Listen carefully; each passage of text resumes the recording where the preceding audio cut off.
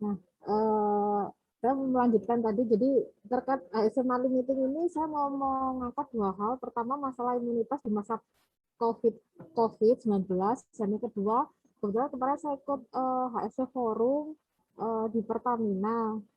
Terus di situ mereka share tentang kecelakaan-kecelakaan yang terjadi dan apa apa aja gitu. Nah, saya ingin share itu. Jadi sebagai lesson learning juga buat kita yang kebetulan memang kita bekerja, kita banyak bekerja di area-area Pertamina maupun pertama yang ingin saya bahas terkait imunitas di masa COVID-19.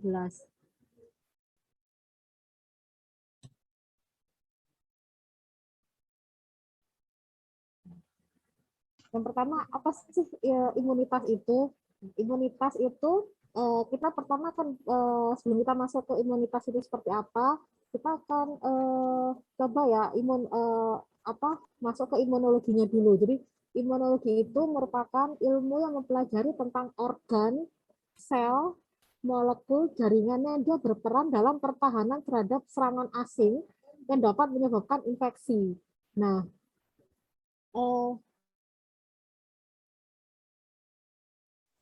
saya angkat masalah imunitas ini supaya teman-teman tuh memahami. Jadi karena sekarang kan memang masa pandemi ya, dan kita juga nggak tahu apakah dan saya harapnya sih emang hanya COVID aja ini, nggak ada virus-virus lagi nanti ke depannya tuh, cukup di COVID ini gitu. Nah, tapi kita juga harus punya persiapan dalam diri kita, seperti apa sih sebenarnya tubuh kita ini gitu loh. Karena emang penangkal pertama pada waktu kita terserang virus atau infeksi ataupun penyakit itu adalah bagaimana pertahanan tubuh kita.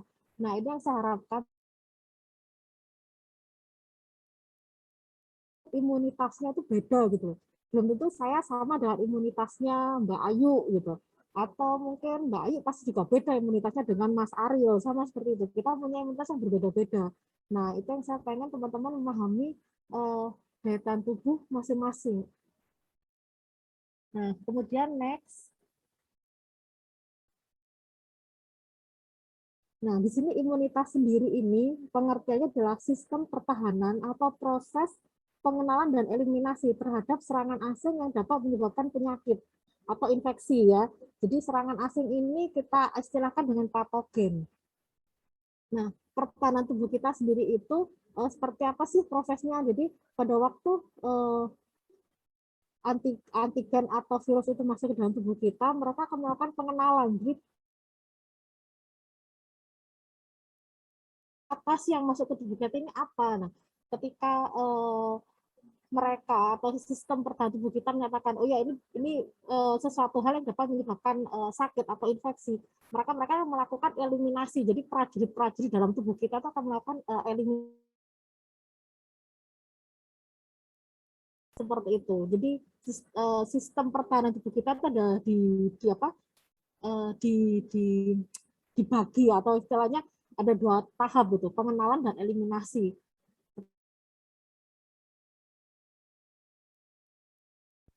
Nah, mungkin kita sering ya apa ada daya tahan tubuh, ada kekebalan tubuh, ada imun, ada imunitas. Nah, sebenarnya seperti apa sih? Apakah ini berbeda ataukah sama? Gitu.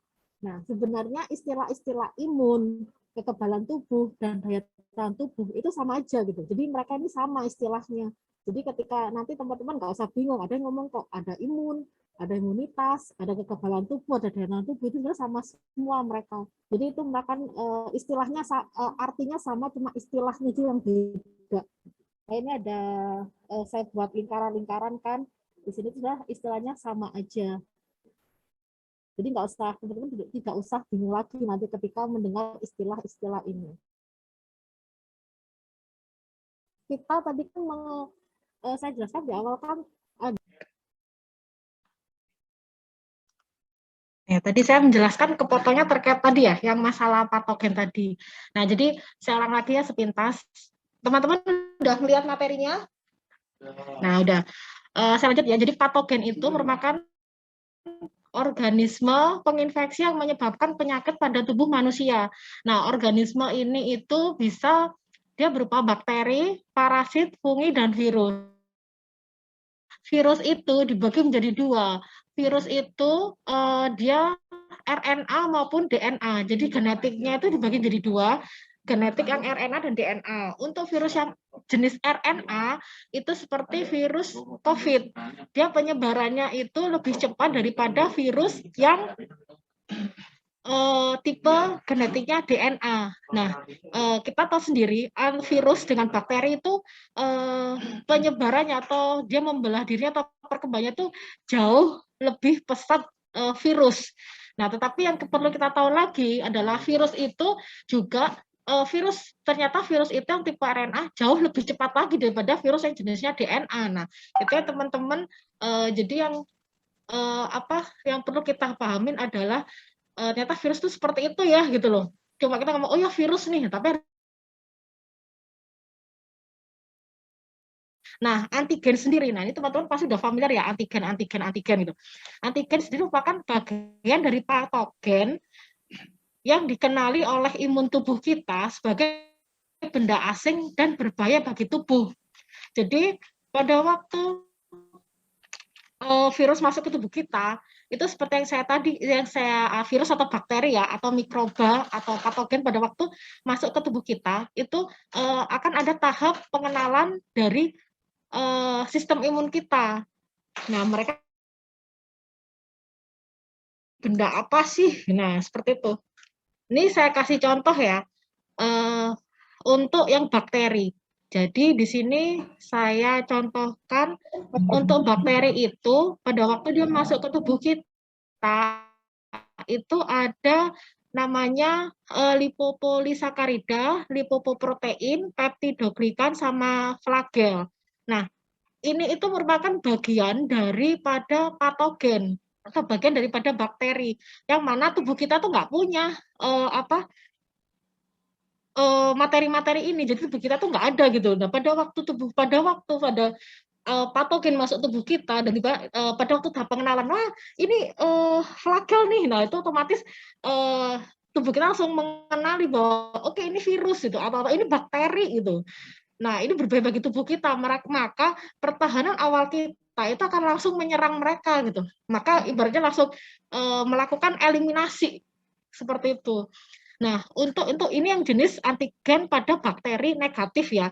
Nah, ada juga antigen pada bakteri positif, itu ada lipotekoid, peptidoglikan, sama flagel.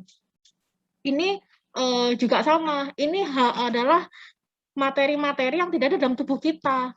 Seperti itu. Jadi ibaratnya benda asing yang memang tidak terdapat dalam tubuh kita. Kemudian oh ya, saya mau nambahkan lipopolisakarida itu bersifat lipopolisakarida sama lipotekoid ya.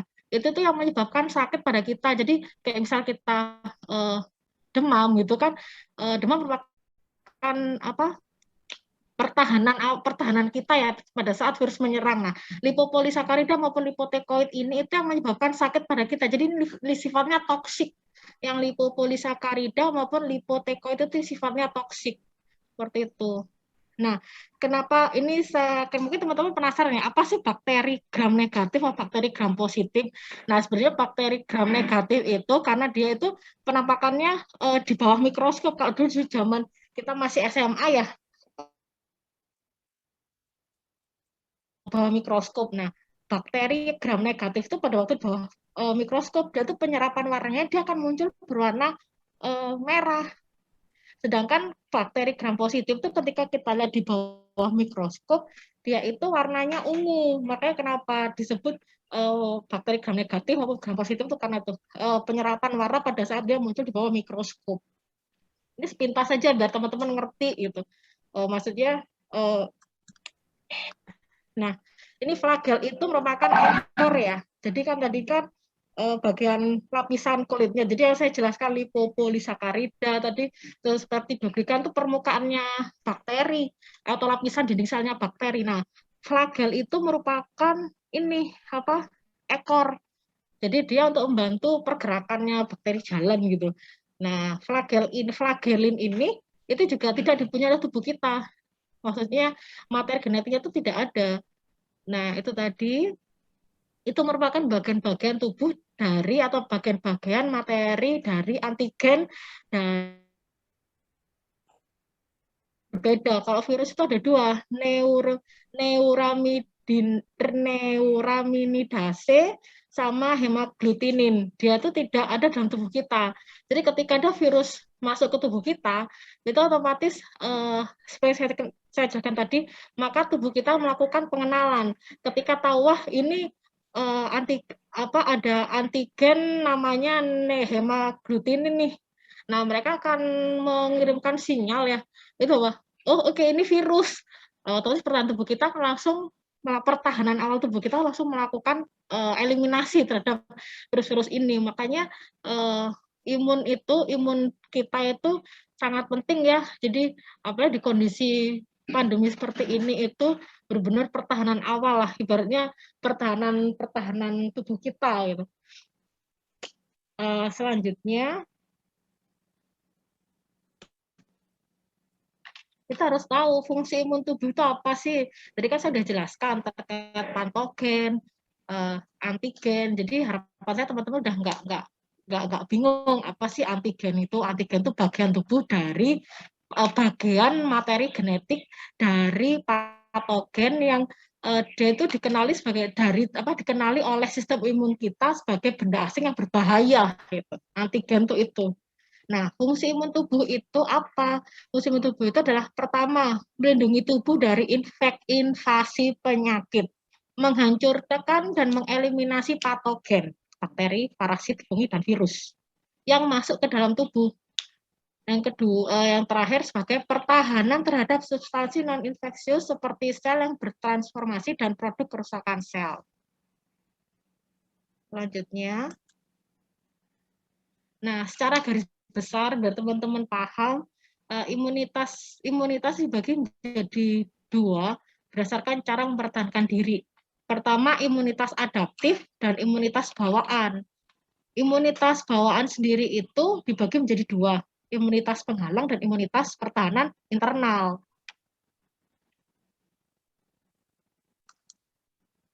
Terus imunitas bawaan itu apa sih? Nah, imunitas bawaan itu merupakan pertahanan tubuh awal dalam melawan patogen secara cepat dengan spesifitas terbatas sebelum berkembangnya respon imun adaptif. Jadi imunitas bawaan itu merupakan imunitas non spesifik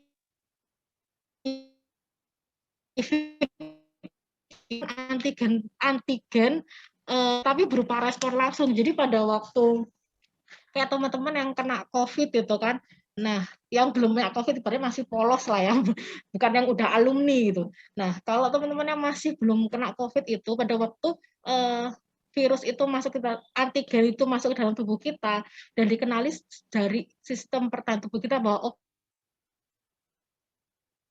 nah itu tubuh kita pertahanan imunitas bawaan kita tuh akan langsung melakukan apa bukan penyerangan ya, ibaratnya melakukan pertahanan tubuh awal lah. Di situ pertahanan tubuh awal. Nah, karena imunitas adaptif itu kita belum punya gitu. Jadi kalau kita lihat di gambar ini ada di bukunya Pak Sarmoko ya terkait imunologi tinjauan molekular dan klinis. Jadi dia imunitas bawaan itu dia cepat gitu pada waktu sudah langsung teridentifikasi dia sebagai antigen, maka tubuh kita itu langsung menyerang. Jadi ibaratnya dia bukan sebagai pasukan khusus yang melakukan penghancuran atau penyerangan lah. Kan kalau yang adaptif, jadi kalau adaptif itu dia itu membutuhkan waktu 7 harian, jadi beberapa hari itu spesifik. Ibaratnya kalau orang itu misalnya virusnya ini punya kemampuan apa, nah prajuritnya ini sama lah, ibaratnya punya sama-sama sesuai punya kemampuan untuk mengatasi itu. Nah, kalau imunitas bawaan itu benar-benar yang dia ibaratnya dia pasukan yang ibaratnya berani mati lah, dia nggak punya yang peralatan khusus ibaratnya untuk melawan virus itu. Tapi kalau imunitas adaptif itu ada ibaratnya senjata khususnya untuk melawan virus itu. Nah, di sini untuk virus untuk imun bawaan di sini ada fagosit, sel NK dan komponen darah. Jadi termasuk pertahanan tubuh kita untuk melawan apa? Untuk melawan virus atau bakteri yang masuk ke tubuh kita. Kita bersin itu mengeluarkan kita. Kalau dalam Islam kita ucapkan alhamdulillah karena itu merupakan salah satu bentuk pertahanan tubuh kita untuk mengeluarkan virus atau bakteri yang masuk ke tubuh kita. Seperti itu. Dan misalkan si diare kalau habis bersin bilang alhamdulillah kayak tadi. Itu salah satu pertahanan tubuh gitu. Dan kita bersin.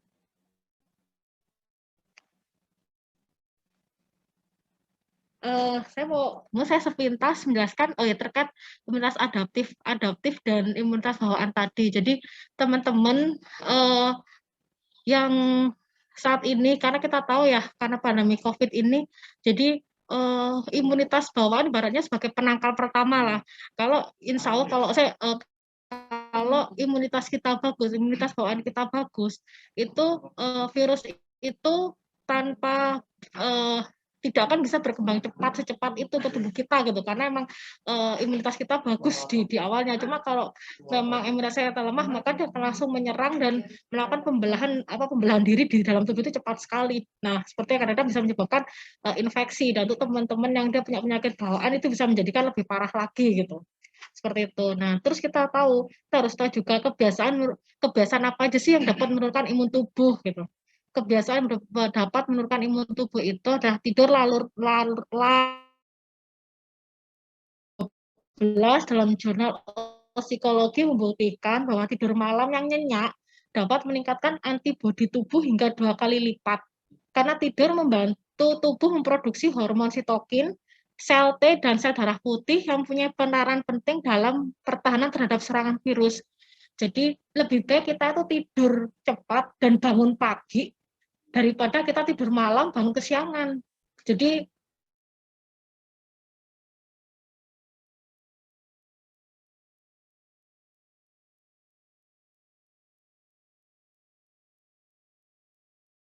hormon yang ibarat tubuh kita itu sedang melakukan detoksifikasi sekresi pada racun-racun dalam tubuh kita. Maka biasanya setiap kita bangun tidur setelahnya itu kita selalu buang air kecil karena itu merupakan salah satu pembuangan sekresi tubuh kita. Tubuhnya akan detox. Nah, sekarang kebayang kalau teman-teman misalnya tidur baru jam 12 malam, tidur malam gitu. Itu otomatis tubuh kita nggak benar-benar melakukan detoksifikasi, tidak benar-benar memproduksi antibodi dengan bagus gitu. Karena makanya kenapa banyak kan kalau flu ya zaman dulu sebelum COVID ini, zaman dulu kalau orang kena flu kalau bisa udah istirahat yang cukup gitu. Karena tubuh kita tuh butuh gitu loh. Waktu kita tidur itu tubuh kita benar-benar memproduksi hormon dan melakukan detoksifikasi gitu. Nah, ketika teman-teman tidurnya aja ngaco, terus berantakan, nah itu otomatis akan mempengaruhi antibody. Maksudnya biasanya teman-teman yang biasanya nih orang-orang yang tidur larut malam atau apa biasanya antibodinya tuh kurang kurang bagus gitu. Biasanya ini. Selanjutnya selain tidur larut malam ada juga gula. Nah, gula ini tuh ternyata dapat memblokir vitamin C. Sedangkan tubuh itu butuh vitamin C yang untuk memperkuat imun tubuh. Makanya kurangi penggunaan gula yang berlebihan. Lebih baik banyak mengkonsumsi buah madu yang punya gula alami dan bagus untuk tubuh daripada kita banyak mengkonsumsi gula gitu. Kalau nggak salah itu kan ada tuh kayak 1 sendok satu kecap saus kecap itu saus sambal tuh itu kita dikit aja ternyata tuh kandungan gulanya udah berapa sendok gitu. Saya pernah lihat gambarnya tuh kalau satu soda cuma sekali itu ternyata banyak banget kandungan gulanya. Nah, jadi kita mikirnya jangan oh ya kita makan gula banyak bukan kayak gitu. Maksudnya pikiran kita kan wah kita makan gula banyak nih perasaan kita nggak makan gula kok kita cuma makan minum-minum soda ya itu sama aja soda itu juga gulanya banyak soda saus tomat itu banyak banyak banyak gulanya gitu. Nah ini yang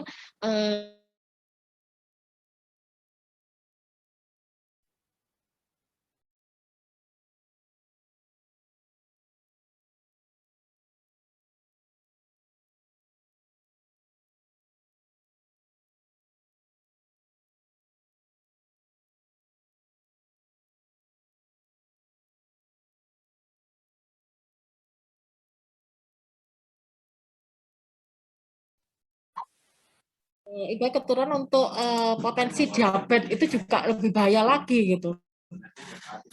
Selanjutnya adalah merokok. Nah, merokok ini juga dapat menurunkan imun tubuh. Ada 250 zat berbahaya yang dia masuk dalam tubuh kita gitu loh. Nah, makanya itu yang membuat adalah warna hitam pada paru-paru kita dan merusak sel tubuh. Kemudian makanan junk food atau makanan olahan dan stres atau kecemasan. Nah, ini kesehatan itu sebenarnya dipengaruhi oleh bagaimana manajemen stres dalam diri kita. Jika kita cemas atau stres berlebihan, maka akan meningkatkan gula darah, tensi bisa naik dan menurunkan imun. Nah, kalau yang saya baca di artikel juga itu, stres itu mempunyai pengaruh yang tinggi terhadap penurunan imun gitu. Kadang-kadang kan orang ada nih yang misal dia makan nggak teratur tapi kok masih sehat-sehat aja nih. Nah, tapi ada orang yang makan terus tapi stresnya tuh tinggi, akhirnya dia drop, udah gampang sakit. Ya, tadi karena memang stres itu sebenarnya penurun imun tubuh yang paling cepat. Makanya kalau pada waktu kita terserang COVID teman-teman itu, nah di situ diusahakan bagaimana kita buat setenang mungkin, walaupun memang nggak gampang ya. Pada waktu kita terserang COVID pasti akan panik ataupun masa sih serius nih gitu. Nah itulah makanya dibutuhkan manajemen stres dalam diri kita itu yang kita harus lebih banyak belajar bagaimana sih manajemen stres dalam tubuh kita. Nah kita harus tahu kebiasaan yang buat kita happy itu biasanya apa gitu. Misal ada putus jadi share-nya hilang lagi. hilang lagi nih. Putus suaranya masih ada tapi share-nya hilang. Oh iya ya. Udah muncul kah teman-teman? Belum, share-nya. Astagfirullah.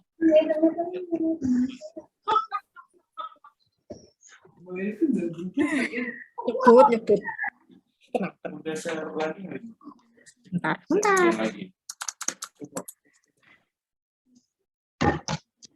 Kirim ke saya nggak apa-apa, Mbak?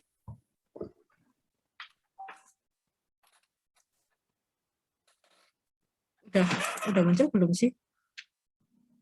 Ya.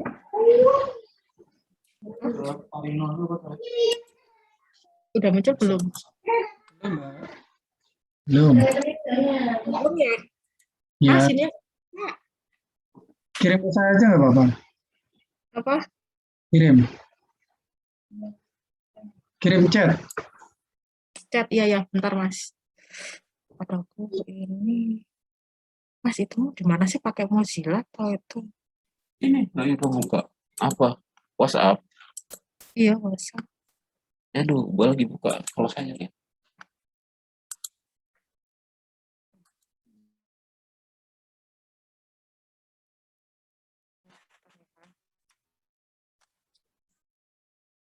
Nah, itu kemana Mas?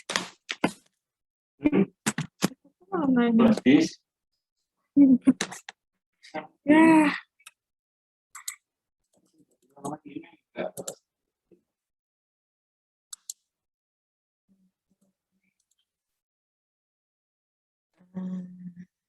Ya udah, teman-teman tadi terkait imunitas tadi seperti itu, dan yang perlu saya tekankan di sini adalah untuk teman-teman, jadi sebenarnya slide terakhir sih, ada juga slide referensi. Jadi ini saya ambil dari 4 referensi, yaitu dari Health Kompas, dari Bakti Dewantara, dia terkait dengan tadi YouTube, dan ada buku Bapak Sarmoko tentang imun dalam pandemi COVID ini. Saya kutip dari Sun Tzu ya, Sun Tzu, dia strategi perang. Kenalilah dirimu, kenalilah musuhmu, dan kenali medan tempurmu, dan kau akan menangi 1000 pertempuran. Nah, ini maksudnya adalah, kenapa saya ambil istilah ini, istilah kenali dirimu, kenali musuhmu, kenali medan tempurmu, dan kau akan memenangi 1000 pertempuran, karena kita nggak tahu ke depan itu, apakah ada lagi virus-virus yang berbahaya lagi buat kita.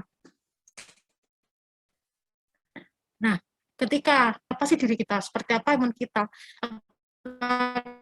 kita termasuk orang yang kategori imunnya bagus, Ataukah kita termasuk orang yang kategorinya gampang ketularan orang. Nah, itu kita harus benar tahu. Ketika kita emang termasuk golongan orang-orang yang imunitas itu otomatis proteksi itu harus kita lakukan gitu loh. Misal ketika kita sakit nggak usah masuk kantor, ataupun kita habis sakit agak enakan, terus kita masuk kantor, itu juga jadi dilakukan. Yang kedua adalah kenali musuhmu. Kenali musuhmu ini maksudnya adalah kita harus tahu gitu loh. Kita hadapin sekarang tuh virus apa sih, penyakit apa sih gitu. Kita harus mengetahui gitu. Kita harus mencari tahu seperti apa musuh tak tampak lah ya. Jadi musuh tak tampak yang harus kita tahu gitu. Jadi ketika kita tahu bagaimana cara penularannya dia, ketika tahu kita cara perkembangannya dia seperti apa, mutasinya seperti apa, gejalanya seperti apa, itu kita akan kita akan tahu gitu loh seperti apa menangkal atau setidaknya untuk tidak terkena virus itu. Dan kenali medan tempurmu ini tuh untuk teman-teman gitu loh. Misal teman-teman yang ada di kantoran dengan teman-teman ada di lapangan pasti akan berbeda lokasinya atau medan atau ibaratnya lingkungannya ya, teman di area yang tertutup. Untuk teman-teman di luar kantor atau di lapangan pasti akan bermain dengan cuaca yang panas atau capek. Nah, atau teman-teman juga makan di tempat warung. Nah, itu kan termasuk area kerja kita lah, medan tempur kita. Nah, ketika kita udah mengenali apa sih kelebihan atau bukan kelebihan, maksudnya itu kekurangan atau apa sih medan tempur kita atau tempat kerja kita tuh seperti apa gitu kondisinya, kekurangannya, kita akan dapat melakukan proteksi lagi. Jadi tiap orang pasti akan mempunyai langkah atau cara yang berbeda dari satu orang lainnya gitu. Dan di sini ketika kita udah mengenali diri kita, mengenali siapa musuh kita dan mengenali medan tempur kita, maka kita akan bisa memenangi pertempuran ini gitu loh. Maksudnya pemenang itu jangan sampai kita terkena ataupun seperti apa ya, ataupun kalah lah, ataupun sampai sakit parah gitu. Jangan sampai kita seperti itu gitu. Ya, ini sebuah kutipan yang saya ambil dari Sun Tzu karena kayaknya ngena banget gitu loh. Ini mungkin bisa juga dibuat nanti pertimbangan kedepannya juga pada waktu kita akan menghadapi suatu hal apapun, kita akan lebih satu tips dan trik aja. Nah, seperti itu, terima kasih. Sebenarnya ada satu materi lagi yang saya sampaikan, masalah sharing momen HSE. Kemarin kecelakaan di Pertamina ya, tapi saya mau nyari, Mas ini bisa nggak sih laptopnya ini? Tinggal dikit lagi ya, akan saya sampaikan terkait kecelakaan terjadi di area Pertamina. Saya mau sharing momen sebentar aja. Oke, terima kasih. Di sini, saya mau lagi ya, materi 2 ini cepat kok. Ini yang saya sampaikan kemarin ada forum komunikasi ya, SSE kontraktor, mitra kontraktor di lingkungan regional dan subholding upstream Pertamina. Nah, di sini saya ingin menyampaikan atau sharing lah ya, kemarin informasi apa yang saya dapat dari forum komunikasi kemarin. Nah, ini saya ambilkan salah satunya. Jadi di sini top risk yang terjadi di Pertamina itu berdasarkan HSE risk register mereka itu tahun 2021, berarti tahun ini ya. Itu ada 5, yaitu aktivitasnya di production, maintenance, lifting, well service, dan rig movement. Di sini ada hazardnya tuh moving atau falling object, pinch, HC, material release, ergonomic, pressurized system. Jadi ini top risk tahun 2021. Terus di sini ada kecelakaan yang terjadi di Pertamina itu flashover dalam switch gear. Di sini terjadinya tahun 2021 Mei 2021. Dia termasuk LTI, jadi ini jack up barge not zona 6 regional 2.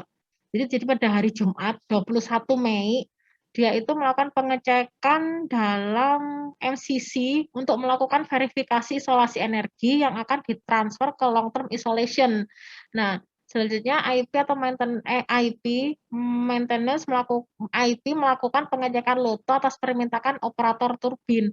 Jam 14.25 ternyata IP itu memeriksa loto yang terpasang pada MCC dengan posisi jongkok berhadapan dengan panel di mana tangan kiri memegang sirkuit breaker handle dan tangan kanan memegang obeng. Jadi satu kiri megang circuit breaker, satunya memegang obeng untuk buka panel.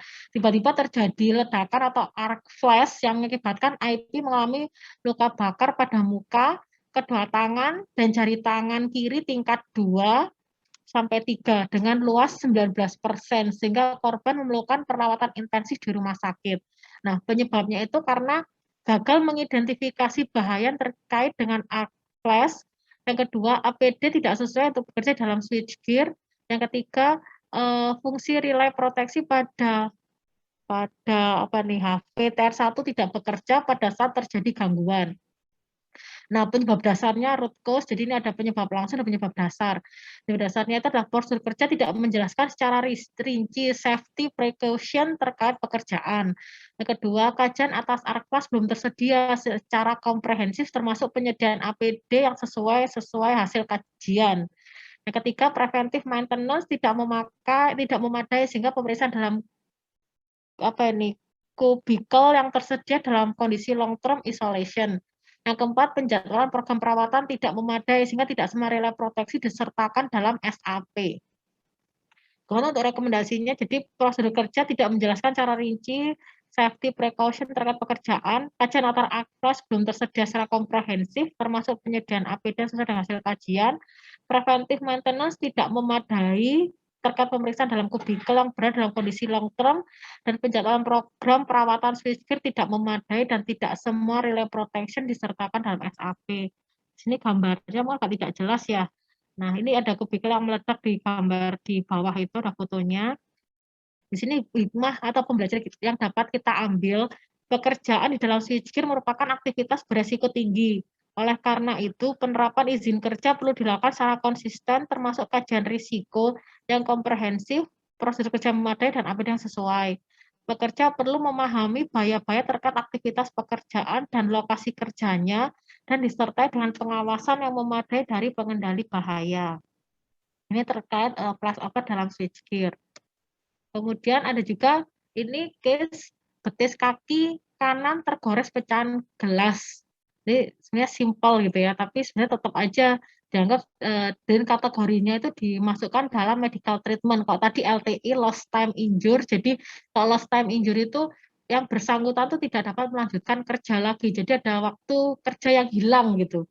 Jadi misal kita nyungsep di jalan gitu, terus kita nggak bisa masuk kantor gitu, terus harus pulang harus perawatan di rumah sakit. Nah, 2 hari berarti kita tuh masuk kategori lost time injury gitu. Karena kita habis nyungsep terus nggak bisa masuk kantor. Nah, kalau medical treatment ini dia masih bisa bekerja kembali gitu, masih bisa bekerja. Jadi misal kita habis nyungsep di jalan, habis itu kita melakukan pengobatan rumah sakit masih bisa balik kerja gitu, balik kerja ke kantor seperti itu kalau kategori medical treatment. Di sini di lokasinya di ABB Petroleum Superior Zona 6 Regional 2, terjadi di 6 Januari 2021 jam setengah 9 pagi. Jadi di sini IP bekerja membersihkan sampah di area mess hall dan memindahkan sampah ke pembuangan sementara di main deck. Kemudian IP menurunkan trash bag ke troli di tempat pembuangan sementara. Nah, rekan kerja melihat dan menginformasikan bahwa celana panjang bagian bawah milik IP robek. Kemudian IP menggulung celana, personel bersangkutan ya, menggulung celananya dan melihat darah keluar dari betis kaki kanan. Kemudian diperiksa ditangani oleh dokter jaga di situ yang sedang bekerja untuk membersihkan luka dan anestesi ke area betis, melakukan jahitan pada luka dan memberikan obat anti tetanus pada antibiotik. Nah, di sini penyebab langsungnya itu adalah gagal mengidentifikasi bahaya benda tajam dan pecahan gelas di tempat sampah. Munculnya material berbahaya tidak dikehendaki, yaitu pecahan gelas kaca dalam trash bag yang berlabel plastik dan tisu. Kemudian informasi yang tidak memadai, yakni terdapat informasi terkait pembuangan sampah pecahan kaca. Nah, jadi kalau kita lihat di sini kan berarti pembuangan sampah pecahan kacanya itu masuk di label plastik dan tisu, yang otomatis orang juga nggak akan nyangka kalau di dalam sampah plastik dan tisu itu ada pecahan kaca gitu. Nah, terus kemudian penyebab dasarnya apa? Kurangnya kepedulian situasi di mana personil tidak melakukan pemeriksaan lokasi kerja, tidak mengetahui bahaya yang timbul akibat benda tajam. Yang kedua ada daftar resiko terkait aktivitas umum di ruang akomodasi tempat sampah belum mencakup bahaya benda tajam yang berasal dari pecahan kaca. Prosedur pembuangan sampah prosedur pembuangan sampah kontraktor belum mencakup pengelolaan sampah pecahan kaca. Rekomendasinya adalah menyusun prosedur terkait pengelolaan sampah pecahan kaca, memperbaiki daftar resiko untuk menyertakan bahaya benda tajam dan pecahan kaca pada aktivitas umum di ABP Petroleum Superior. Melakukan sosialisasi terkait prosedur pembuangan sampah pecahan kaca dan waspada terkait bahaya aktivitas pembuangan sampah. Nah, untuk hikmah pembelajaran ini yang bisa kita pelajarin, penerapan pemisahan sampah yang baik. Ini kayaknya BKI belum ya, mutumen sampah, semuanya masih jadi satu aja.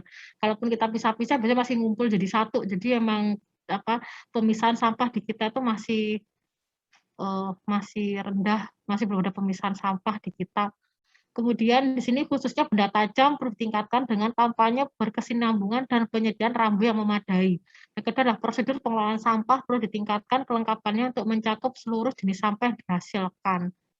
Nah, ini terkait dengan bahaya tadi betiskan terkena pecahan kaca.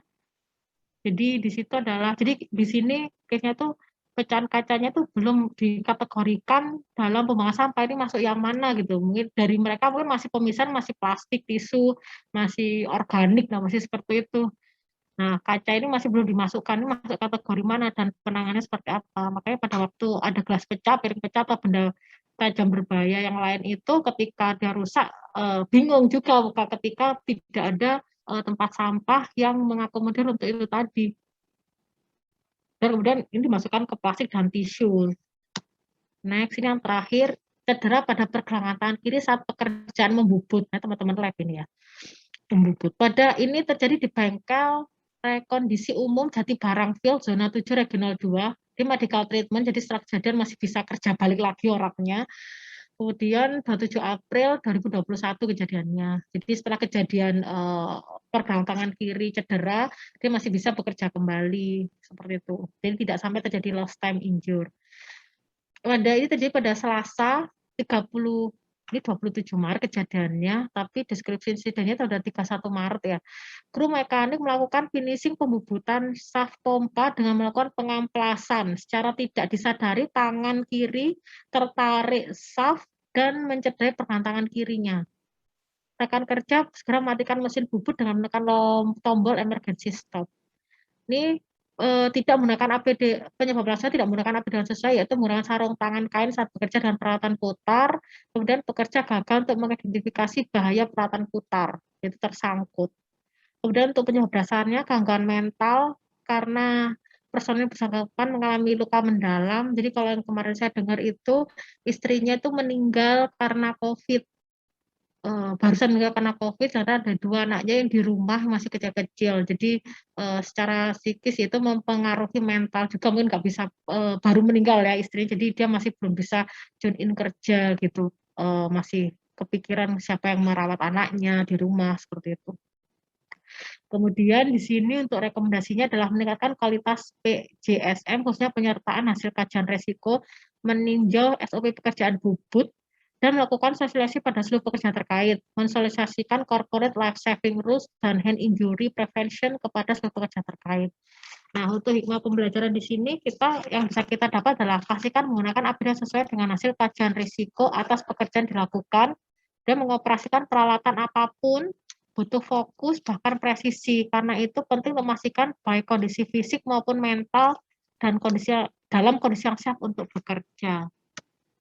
Nah, terima kasih untuk HSI Monthly Meeting-nya. Hari ini tidak ada penjelasan prosedur ya maupun tesnya, karena maaf memang belum sempat buat terkait pertanyaan-pertanyaan di prosedur, dan memang belum yang materi yang bulan ini belum ada sosialisasi prosedur. Insya Allah bulan depan akan ada sosialisasi prosedur, dan mungkin insya Allah ada sosialisasi perundangan yang rencananya mungkin Mbak Lisa dari Manstra mau ngisi terkait perubahan perundangan, compliance perundangan. Terima kasih. Assalamualaikum warahmatullahi wabarakatuh. Terima kasih.